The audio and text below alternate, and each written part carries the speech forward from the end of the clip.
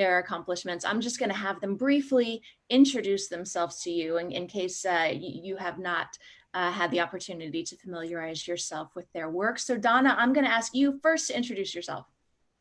I'm Donna K. Ford, and I write basically lesbian romance with some intrigue. What I mean by that is there's always some really crazy drama, whodunit, or trauma going on in my work. And I think I have 7 books out now. My latest one is Last Days of Autumn.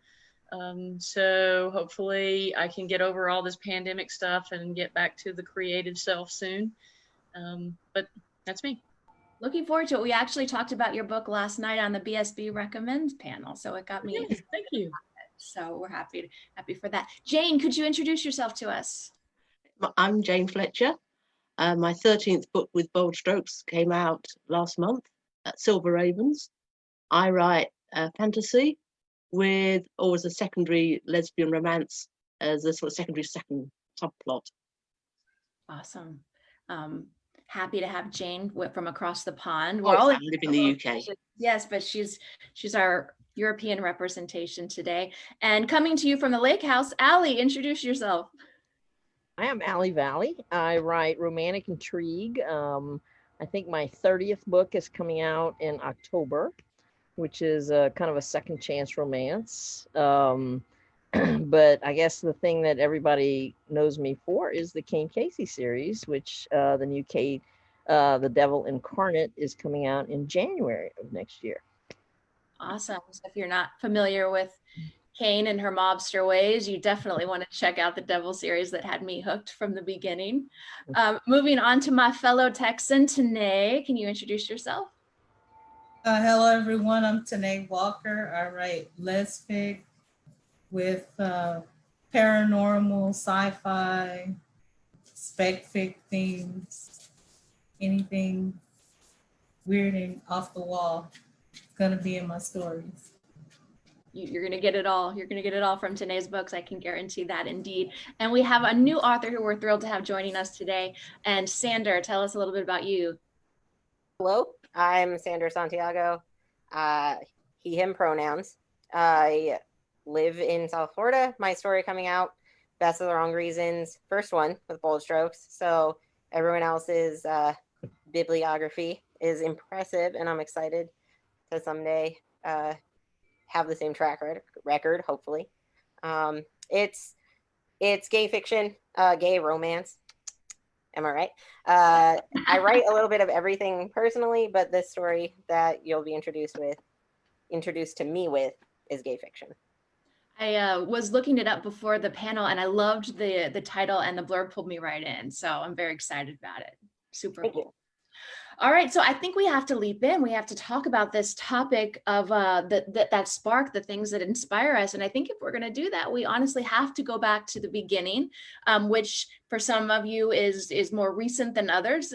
But I'm going to go to Allie with this question first. And I'm going to say, if we're talking about that spark and we're talking about the beginning, I think we have to say, what first made you pick up a pen or open a laptop? I think, Allie, in your case, it's a pen, if I remember correctly. You do. I have a huge collection of fountain pens. I actually write all my books and then type them.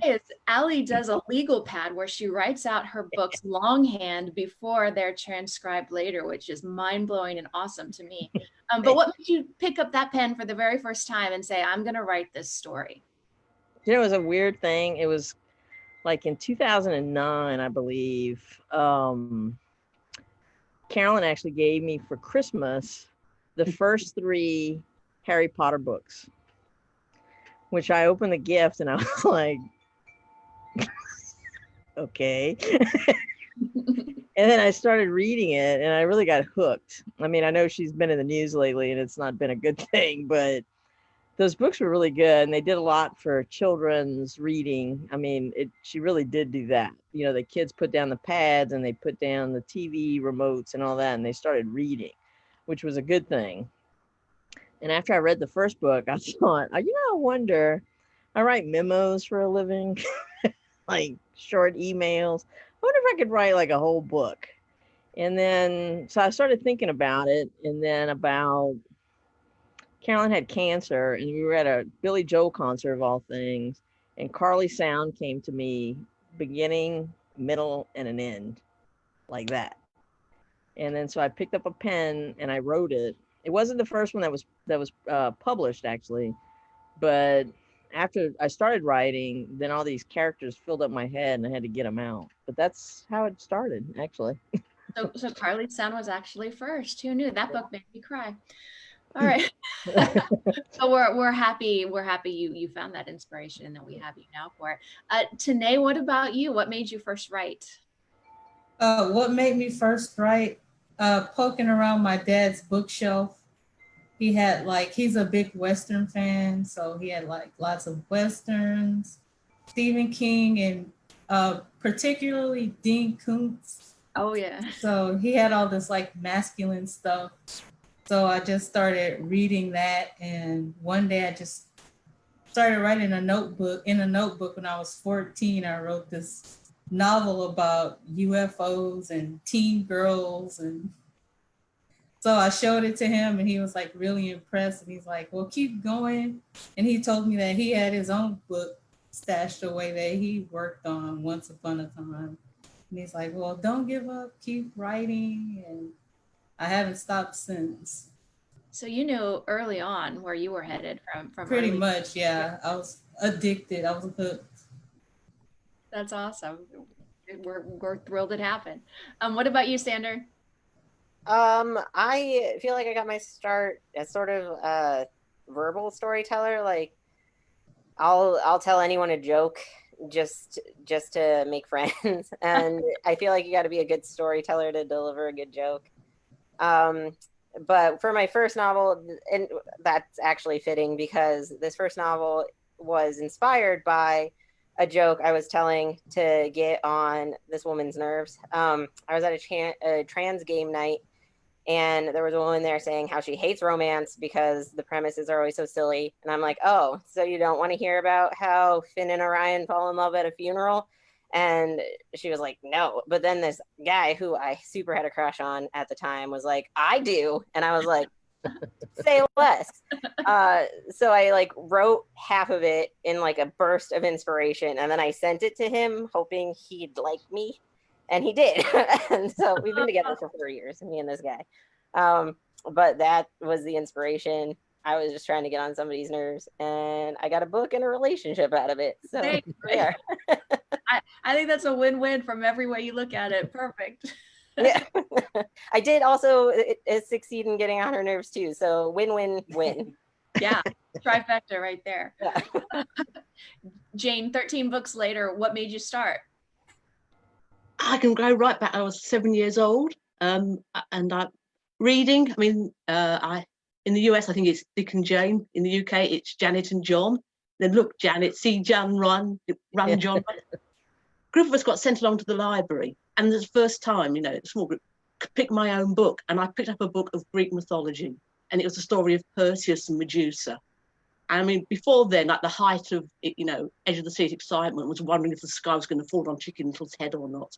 And here was this book with this woman with snakes for hair, and a hero came and cut off her head, and where the blood dropped, this flying horse came out, and it just blew me away. And I fell in love with mythology then. And for the next however many years, I was reading any mythology, Greek, Norse, Assyrian, and also telling myself, inserting myself into these mythological stories, making my own gods, goddesses, heroes. So I was always telling myself stories, and they were always the fantasy type, mythological type stories. I tried writing them, and my writing totally sucked. I don't know how Ali writes longhand.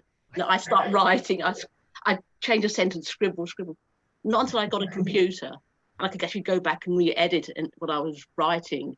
I mean, I wrote the first sentence, it sucked, but I thought, okay, I'll come back later and edit it. And actually that's forced myself to keep going, writing through it, and editing and re-editing and chanting sentences around is the only way I can write. So I had the stories from the time I was 7, not until I got a word processor when I was 40-something, could I actually start writing the stories down. But it was always sounded like, and what you said, I think rings true for a lot of us, that we write to create our own worlds, to entertain ourselves, which is just so universal, I think. Donna, what about you picking up that pen, opening the laptop for the first time? What was the driving force? Well, I kind of touched on this a little bit Friday when I was on another panel, and just I was already a young adult and still had not discovered lesfic. You know, I'd done all this search and worked in a library and all these things and could not find anything. I think The Well of Loneliness and maybe Ruby Fruit Jungle was out there. But then later in life, gosh, in the last 15 years, I actually stumbled across Bold Strokes and started reading just everything I could get my hands on. And the more I would read, the more I was inspired to want to be a part of the, making this happen. And it actually happened in my sleep. I was dreaming the very first scene of my first book, Healing Hearts. And I woke up and it wasn't one of those fleeting dreams. It was one of those things that just stayed with me. And I just knew that this was a story that, a real story I could go on with. And my spouse always jokes that my dreams are short movies anyway. And so that was the opening scene. I just sat down and started writing and I didn't stop. I'm so jealous of this dream thing. I can't get past it. They're failing me, my own. So Donna, I'm going to stick with you for a minute. So we're imagining now that we're all writing, possibly on deadline under contract, and so it's a regular writing day for you. What gets you excited to sit down and put words on the page? What gets you excited to write? I kind of read through some of the questions, and I don't want to cheat and blend everything together. Music is a really big inspiration for me. I mean, I wrote Tennessee Whiskey is actually, I just listened to the song Tennessee Whiskey on replay, like, over and over and back to back, because it's like whenever I hear certain music, certain scenes just kind of play in my head, and it doesn't have anything to do with the song. It's just whatever that inspires creatively in my brain. And as long as I listen to that song, I can stick with my theme, where I'm going with this thread. So a lot of times it'll have to do with that. I'm a mental health counselor, and I think I've been collecting stories for years in the tragedies and the things that people go through on a day-to-day basis. And some of those have definitely come out in my writing. My personalities and my characters definitely come out from some of that. But like I said earlier, I'm all about trauma, and that's the work I do. So I think that has a lot of influence on how I view the world and how I write. And we're seeing a lot of agreement in the chat column on the Zoom feature, that people identify with that too. Jane, coming to you, what gets you excited to sit down and write on a daily basis? I don't actually write daily. I'm what Karen Calmack calls a binge writer. Okay. But what gets me writing is the thought of finishing it. I'm not so keen on writing, but I love having written. And when you finish a book, that is just such a wonderful feeling. That is what, sometimes you think, hey, I'd much rather, play games or go and lie outside or go for a walk. But hey, when I just know how good I'll feel when I actually finish that book and the last line, that's what keeps me going. I think that's fantastic, and I very much identify with that. You just making sure you finish and having that end goal in mind. What about you, Sandra? What gets you excited daily? I feel like I experience like a weird amount of peer pressure from my characters. So like a character will come to mind and then they just won't go away. So I'll just be going about my day and they'll be like, what if I did this? And I'm like, do it then. I'm trying to work or I'm trying to sleep, which is the worst part when I'm sleeping. And they're like, blah, blah, blah. And I'm like, that's actually really good. Give me like 2 seconds to get up, find my computer. But I also don't write every day. I try to, I wish I could. Sometimes I sit at my computer and stare into the word processor void, praying the words write themselves. But some days I get going, and usually seeing what the character does next or what they want me to see even if like sometimes the story is a mystery even to myself. I feel like uncovering that, and also it gets them to be quiet. And sometimes I just need just a minute without them. So those drive the writing process a lot. It helps when those characters are there for you. Yeah, they know they have a good story, and I am proud that they've come to me to tell it, and I hope I don't fail them. That's all. That's awesome. You can't ask for more than that when your characters are super helpful that way. Tanai, what gets you excited? Well, for me, it depends on the project that I'm working on, and also whatever else I have going on in my life. I'm a public school teacher, and I teach art, and I kind of have this side project with the kids where we're creating a website. It's a manga club. So they're writing and illustrating their own Japanese style, like comic book stories. And I get inspired a lot through them because, you know, they're very creative and exuberant, and they have like all of this energy. And sometimes after a day of dealing with them, I just want to come home and work on my own stuff because they've just inspired me with their energy, young people energy. They do that, right? You can feed off of them, and that's fantastic. And what an impressive project you guys are undertaking. I'm super impressed by that. Awesome. And lastly, we haven't come to you yet, Allie. What gets you inspired to sit down? Well, actually, since I write mine longhand, I try not to get like write too many pages, because then you still have to transcribe it. I found that great feature where you just speak and the computer writes it for you, which is a great thing. But sometimes when you sit and you write, I don't know if y'all ever, but you sit and you write and you think, oh, this is all crap. I don't think this is any good. Then you sit and you're starting to read it. And then one of the things I like about writing longhand is that I edit as I go. Once it gets onto the, a computer and you start to save it, I edit as I go along. I mean, when I get my edits back, you would think I don't do that. It looks like a red massacre. But anyway, sometimes though, when you think it's not any good and then you sit and you read it out loud, and I found that helps a lot, is when you read it out loud, it does get you excited about the story. And then you find out maybe what you did write wasn't all bad. I mean, some of it might be bad, but it's not all bad. And it gets you excited for the next day. I usually do it at night before I go to bed. And then so the next day it's exciting to sit and continue the story that was in your head, is now on the page. And like Jane said, it needs to be finished. And it's you're hoping for a good ending. Well, I think we can all identify with that in terms of, is this good? Maybe it is. I think we've all been there. It's a roller coaster. It really is. So on this next question, I'm going to go to Sandra on it. Every day can't be perfect. And I'm sure there are some days when those characters are a little bit more talkative than others. So the question begs, what do you do on the days when the inspiration simply isn't there? And I guess your deadline might play into this, but how do you conjure it, or do you? When I'm feeling particularly uninspired, it's usually sort of like I feel like it's sort of like a well running dry in a way. And so I just try and refill that with other things. So I'll read a book. Usually I try and pick up something that I wouldn't gravitate to, like for personal reasons. So like I tend to read a lot of romance, go figure. And I also tend to read a lot of sci-fi and fantasy, but I'll pick up something else sort of outside my genre. And even if I don't finish it, like the starting of it usually gets creative juices flowing. I spend a lot of time on like Pinterest, just looking at things, because that helps a lot.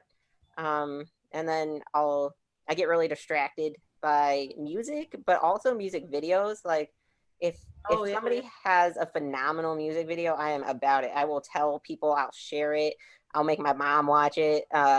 And so I'll go to music and music videos to just rebuild some of the creative loss, I would say, from the output of writing. I think I'm going to steal some of that from you. I think that's some great tactics right there. Tanai, what about you? Like, you sit down, you know you need to get some work done, but it's just not there. What do you do? Mostly for me, I will do like editing, or I'll just like light editing. I'll read over something that I've already written, or maybe I'll go back to the beginning of the story and check for continuity or something like that. I like to keep busy in that way. And also to kind of piggyback from what Sandra said, just refilling that well, listening to music, reading books, of course, is very important. Fiction and nonfiction. Also, doing research helps me a lot as well. So just finding other ways to stay productive. Right. To keep the work flowing. Awesome. What about you, Allie? It's a hard day. What do you do? I knock on wood, I've never really had a dry spell in the sense that, I might not write like every day, kind of like what Sandra said. And today you try to write every day, but sometimes it doesn't work out. But one of the things that I have found is when I sit and with a pen in my hand and a white sheet of paper, I don't really think about it. I just start writing. And like I said, sometimes you have to toss it, sometimes you don't. But one of the things I really like to do when I'm really not inspired, like, where do I go from here? I know where I'm going. It's how to get there. So I'll actually go sit like in the mall or in the coffee shop or something, and people watch, listening on other people's conversations. That's great.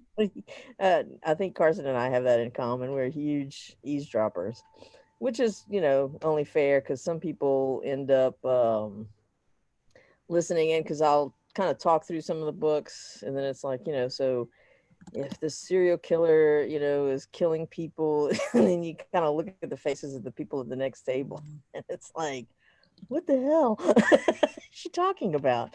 So, but that is, when you look at other people, I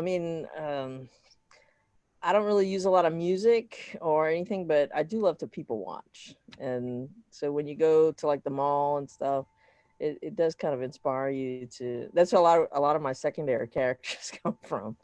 And when you live in Louisiana, it's always a good thing. It's full of crazy people.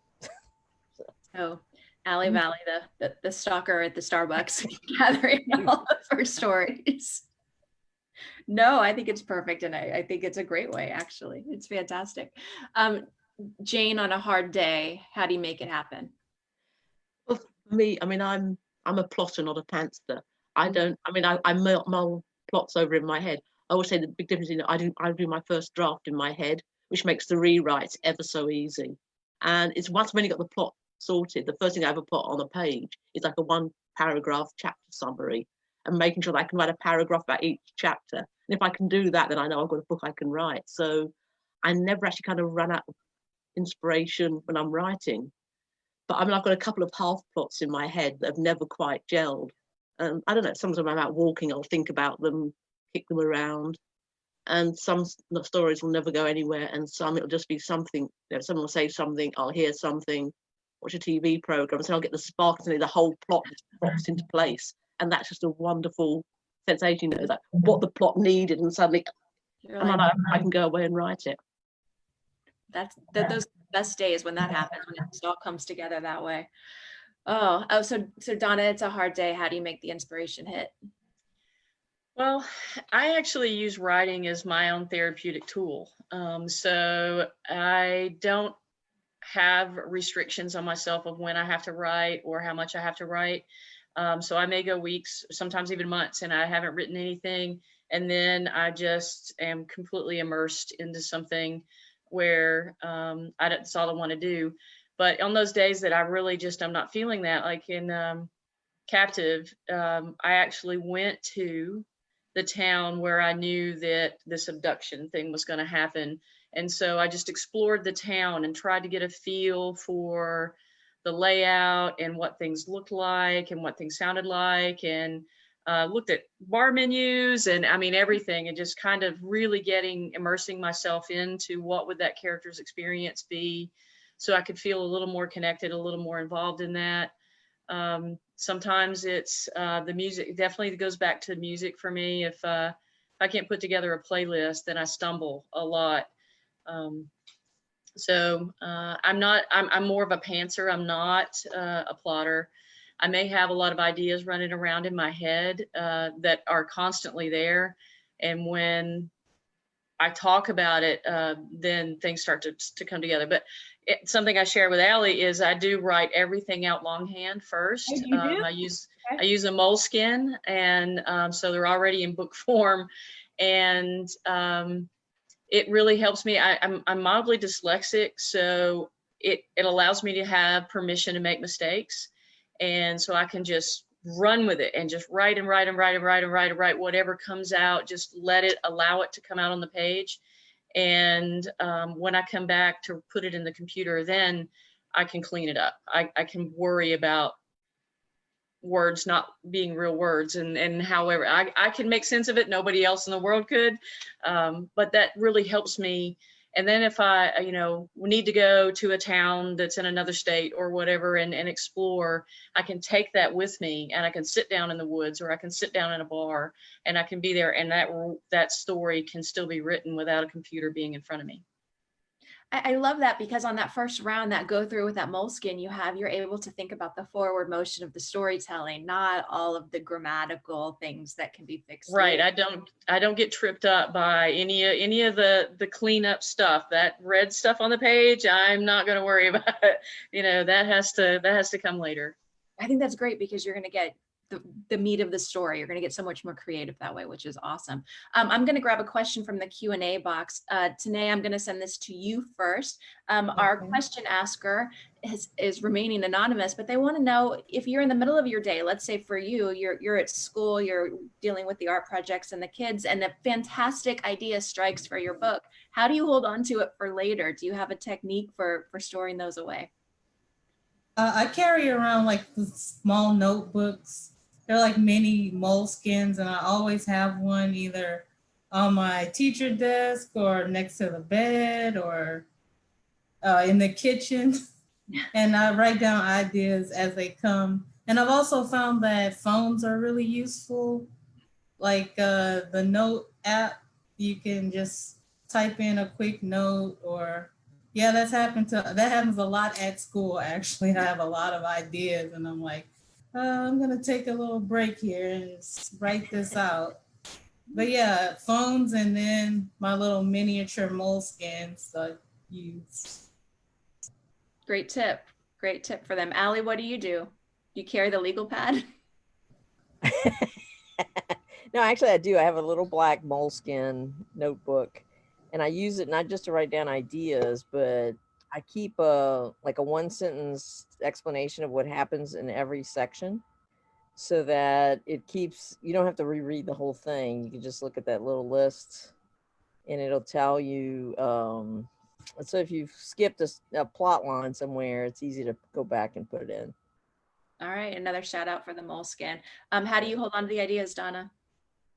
I have multicolored moleskins. Okay. So the black one is the book I'm writing. The red one is my little book of ideas. And I'll even go so far as to maybe clip out pictures in magazines or actors or somebody like that I think would look a little bit like my characters, and tape that inside, so I have this visual cue of what my character would look like, and put it.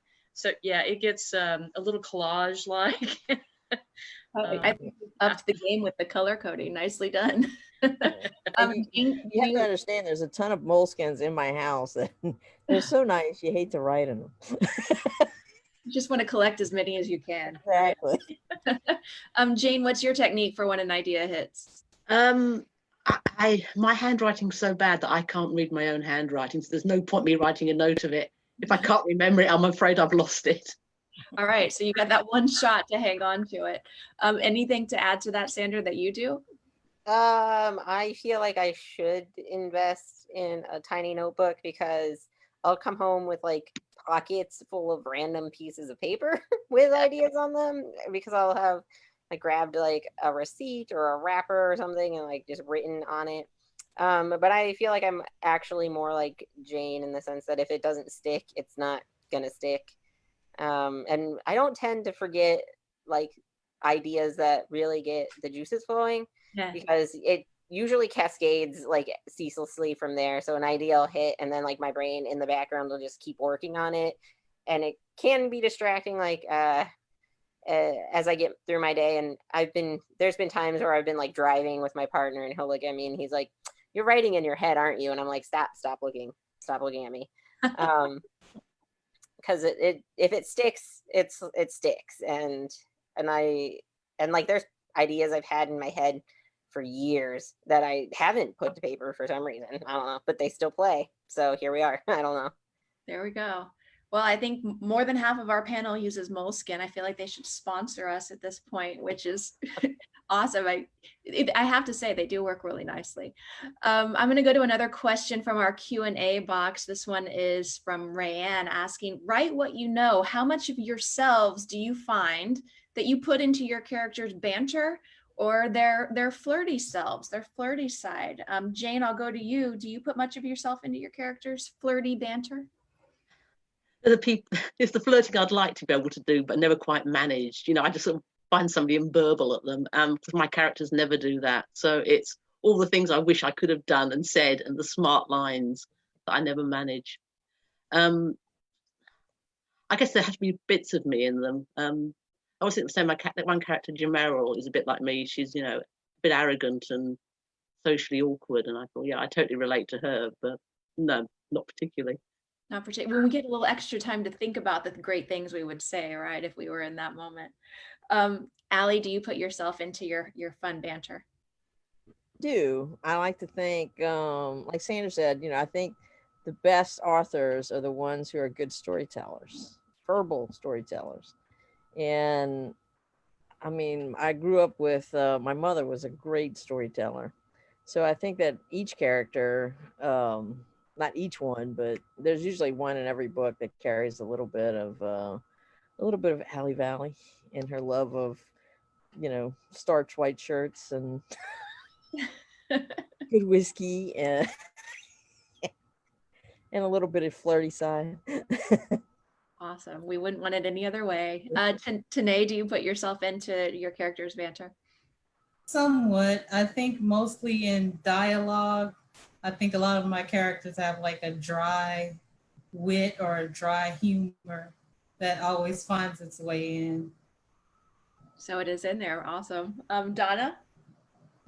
A lot of my personality and maybe, some of my worldview, maybe some of the questions I have about what is outside that would be there. But as far as dialogue and banter and some of the quirkiness and things that comes out, those are things that I probably wish I could have come up with in the moment.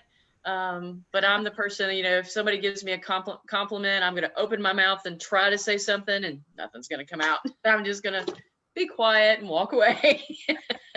So yeah, they're much more creative than I am. And Sandra, what about you? Have you harnessed your personality in any way into your work? I hope so. I find myself incredibly entertaining. And I hope other people find my characters even at least a half. So I feel like I write more of myself into the side characters, oddly enough. So like I have protagonists, and I'll give them traits from like other people who I like the traits of. Like my two main characters are like weird amalgams of like several of my best friends. And then there's this one side character who's just mostly like great advice and like shenanigans. And I'm like, that's me. That guy, that side, their best friend is. Yeah. So I don't know. But I feel like I gift my characters like my favorite food or my least favorite food, my favorite shirt. I don't know. Just random things. Little nods here and there. That makes sense, especially if those are the things that make us happy and get us going in life to draw inspiration from them. So I want to move now to talk a little bit about routine, because some people live and die by routine in terms of their creative process. They have to have their candle sitting to the left. They have to have their lucky cap on in order for the magic to happen. And other people are completely the opposite. So I want to find out from you, what about your routine? Are you someone that needs certain writing conditions to make your work come to life? And if so, we want to be really nosy and find out what those conditions are. So Allie, tell us if it's important to you or not. No, not at all. I write when I can, whenever I can. And sometimes it's at lunch, sometimes it's at my desk at work. I write when I get home. I don't need any kind of conditions. An old fashioned or a nice beer kind of helps sometimes. So, I mean, but as far as that, I do try, like I said, sometimes it doesn't work out, but I do try to write every day. Depends on what's happening. Whether it's at work or, we have a storm coming, kind of what's happening in Florida right now that kind of missed y'all, thank God. But I never have had a routine. I'm not a planner of anything. I go with the flow. Okay, fair enough. Now, Donna, we know that you're a pantser, but what about the routine of writing? Is it important to you? My routine has been greatly disrupted. I learned in college when I was trying to study that I can't have silence. I can't be, in my home. I can't do certain things because then I have all the normal distractions and kind of things. So I usually write in bars or restaurants where there's lots of noise going on around me that just kind of becomes white background noise that allows me to have a distraction without. And so this being isolated has really been a struggle for me because there's just too much silence. So I'm really focusing a lot of that creative energy and other art projects that I do. And if you were on the panel Friday, I'm rebuilding my kitchen. Today's tool of the day is a ram set, just saying. But yeah, this has really hurt me. This has been hard for me. Oh, wow. Yeah, I can definitely imagine that it would be. It's an opposite of what you're used to. Mm-hmm. Your writing process, Sander, does routine matter? No. I wish I was routine about anything at all. Like the only thing that I'm routine about is taking my dog out because he reminds me.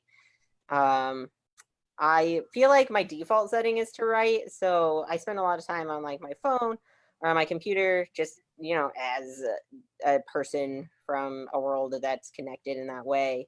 And there will always be, like, my stories are at my fingertips in any capacity. And so if I'm just sitting there, I'll just find myself writing. But with that, I can't write in silence. Like the quieter it is, I feel like Donna in that regard, like the quieter it is, the more like unsettled I become. I'm like, who's doing what? Where's the rest of the world? Am I alone suddenly? And so I'll play music in my head or on my, like, in headphones or whatever. If I'm home alone, I'll blast it and disrupt the neighbors. I love writing in coffee shops too, for the eavesdropping and the people watching, but also great minds think alike. right? You gotta snag what you can from other people. But I've read about the process of creating routines and generating productivity that way, and I just have never been routine about anything, so it's unapproachable for me to some degree. So, well, I think you have to do what works for you, and if no routine is the way to go, then almost that's the routine, I guess. What about you, Tanai? Do you need the routine? I can have periods of routine when school is not in session, like the summertime, holidays.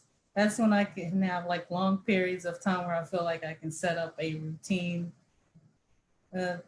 Otherwise, I just write whenever I can. Make it happen. Yeah, on the yeah. When you're busy, I guess you really have to. Jane, what about you? Routine is something I aspire to, but don't quite get there usually. Like I said, I'm a binge writer, so I mean, for months I won't write anything, but I'm mulling over the plot. And I've got the plot, I've got the story, and I tell myself I will be at my computer at 9 o'clock in the morning, and I will write through till 6 o'clock at night, and I'll read the news and that. But I don't know how anybody writes with noise in the background, though. I have to have silence. And anything going on, even birds tweeting outside the window can distract me. I am very easily distracted. That is my biggest problem with writing, but I aspire to a routine. and I sort of get halfway there sometimes when I really want to write. I find that so interesting that all 5 of you are like no routine at all. You have certain conditions, it sounds like. There are certain conditions that are important to your process, but you're less about routine, which is fascinating. I love that, actually. I'm going to skip ahead in my questions just because we're coming short on time. And I do want to get to this question, which we've touched on a little bit. I think Sanders touched on it and Donna has. We've heard authors before speak about the role of music in their process, or in some cases, other forms of art, whether it's movies or videos, sculptures, paintings. Do you find that any of these are helpful to your inspiration process? And Jane, since I left off with you, I'll pick up with you as well. Not when I'm writing, but sometimes when I'm mulling over a plot, like a particular piece of music, I think, yeah, that music is the personality of this person. So usually when I was driving, I'd listen to that song. I think, yeah, that makes me think about how this person is as a person. Apart from that, it's various things inspire me. It's often the news, things I read, just mulling things over, and a plot will suddenly kick off from somewhere, but it's nothing really specific. So yeah, it sounds like you generate the storytelling aspect of it, which is. I've got the story, but when I'm actually writing, I certainly don't want music on then. All right, fair enough. Tanai, what about you in terms of other forms of art, music, movies, inspiration there for you? Movies, I'm a big movie buff, but also visual arts. If I happen to go to the museum, a nice visit to the museum will really inspire me to just come home and write. You can do that, right? You just see something that is artistic and then suddenly you're in it. Yes. Allie? I actually, like I said, I can listen, but it's not necessary. One of the things I really like, though, is that we travel a lot. So one of the things that I try to bring home from every trip is a piece of art that you can hang on a wall or, put on your desk or whatever. But especially now, I'm writing a book called A Woman to Treasure. And it takes place, it starts in New Orleans, but it'll eventually work its way to Morocco. And so the artwork and some of the other pieces that I picked up in Morocco are kind of inspirational. That and the pictures of the actual trip are actually pretty good. Kind of get you back in the frame of mind that you need to be in to write what you're doing. Yeah, definitely bringing back those mementos. And Sandra, you touched on it a little already, but you can go more full force with the question if you'd like, in terms of how those other pieces of art inspire you. I feel like I tend to collect like reminders also of my plot or my character. And so I have like playlists for different stories. The book coming out, Best for the Wrong Reasons, doesn't have a playlist, weirdly enough, but it does have several Pinterest boards of just like pieces of the town or like aspects that I think were their aesthetics, shenanigans that like I really like memes of like 2 people talking in text and it's like jokes or whatever. So I'm like, oh, one would say this and this would definitely be the other's answer. So I've just saved all of that to Pinterest. So they have Pinterest boards. Yes, I was about to say that. It sounds like you're a Pinterest conglomeration. Yeah, that I think single-handedly is one of the most helpful things because I've never had a whole lot of means to travel or to visit places. They tend to be expensive places, and up until recently I was a student for a very long time. Like I've got several degrees that just took all my money. And so I would vicariously visit places or people or things via the internet, and you can save that all on Pinterest. Anything can be a pin. So I spend way too much time there. If I Pinterest could tell you how to travel on a budget. Yes. I said I could teach you how to travel on a budget. I would definitely like to know. He's got all the ins and outs there. And Donna, you talked to us earlier about how, vital music is to your process. And in fact, with Tennessee Whiskey, it was huge. Do you want to speak any more to that? Are there other forms of art that take you there? Well, I find that when I'm reading a book, listening to another book on audio, and writing a book, that's when I'm the most creative.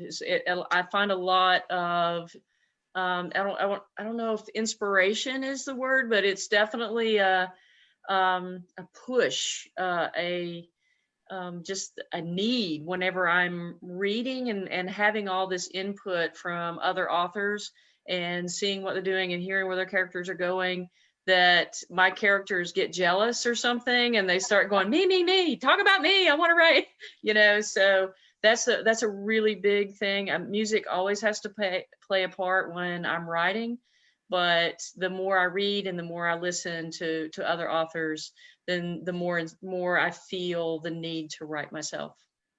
And you just brought us to a point that I think is often talked about in the writing community, and it's polarizing because people choose a side about some are avid readers, even in their own genre while they're writing. And then a lot of other writers absolutely cannot read something while they're writing. So it sounds like you are perfectly happy with reading at the same time that you write. Yes, absolutely. And even if I'm in I would say that if I'm in a book that has a certain flavor, is a word I want to use. There's just a certain tone about it. If I've already been familiar with a book that I felt that same tone when I was reading it or listening to it, especially audiobook really plays a part in that. I'll listen to that again, and just to kind of set that pace for me, to set that tone. I think that my brain is doing multiple things at one time. I obviously like to do that. Yeah. So that really helps me kind of just stay grounded. Okay, and I want to float that question around just real quick since we are short on time, but Allie, can you read other people's works while you write? I do, because I find, especially not the brown nose, but I like to read your stuff, especially when you have something new out. And I actually listen to it on Audible, and it reminds me to put more humor into my work. Yeah. There's no reason you can't kill and be funny. Awesome. Hey, I'm for both. I'll try to add more murder. I'll work on it. Tanai, can you read other people? Oh yes, I can definitely write while I'm working. Read while I'm working on something. Mostly it depends on what kind of time I have, what kind of schedule, if I can fit it in. But if I'm not writing, I'm definitely reading. Good. So yeah, you can definitely do it as long as there's time. Makes sense. Sander, can you read other people, or does it mess with your work? If it's of the same genre, it tends to mess with my work. I kind of parrot sometimes. Like when I was writing Best for the Wrong Reasons, I had read, this isn't the same genre, but I'd read The Great Gatsby, and at some point I was rereading, and I'm like, when did I go to the 1920s? And yeah, like last year. Calm down, fellas. Like regroup on all of this. There are no flappers. But I do have like books that I feel recharge me. And so if I'm in the midst of a story and I feel like that mimicry might take over, I'll just go back to like something I've read over and over and over again and have that play. Otherwise, I try and pick something completely like if I'm writing like an all fluff and love romance, I'll read something murdery and scary. Or if I'm like, my latest work has been mostly a sci-fi, and so I've been reading a lot of like contemporary like social justice-y issues, and I'm like, I guess this is working. So all right, so Jane, lastly to answer, can you read other people? When I started writing, I couldn't, because I've got better at doing it. But if I've got a writer who's got a very strong voice, I find myself afterwards thinking in the writer's style. I mean, I can remember reading Hemingway, and for a week afterwards, I was thinking in short sentences. So if there was somebody with a really strong stylist, I would still try and stay away from, because I do find myself starting to think with the author's voice. Yeah, fair enough. All right, everybody, we have 1 minute left, so this has to be quick. So give me in 10 seconds or so what you have coming up next, Donna. Cabinets. All right. Fair enough. Allie. One More Chance comes out in October. It's a second chance romance. Yay, looking forward to it. Tanai. The sequel to This Guy, Rise of the Gorgon, Curse of the Gorgon. I haven't pitched it yet. It'll be there. We love seeing. Fingers crossed. Fingers crossed. Sander. Best for the Wrong Reasons. So it will be available soon. Yeah. I'm excited. What's the release month? Do we know? We don't know yet. We're Me still, too. we're in the middle of that process still. So I was told spring. All right, look for it next spring. Jane, what do you have next? Well, Silver Ravens came out last month. Next, what I'm going to start writing, when I've got my plot down, all my chapter summaries for, is a book inspired by the Roman conquest of Britain. But because it's going to be fantasy, I can swap things around and Yeah, adjust the cultures to give a different sort of the sort of conflict I want between the two main characters.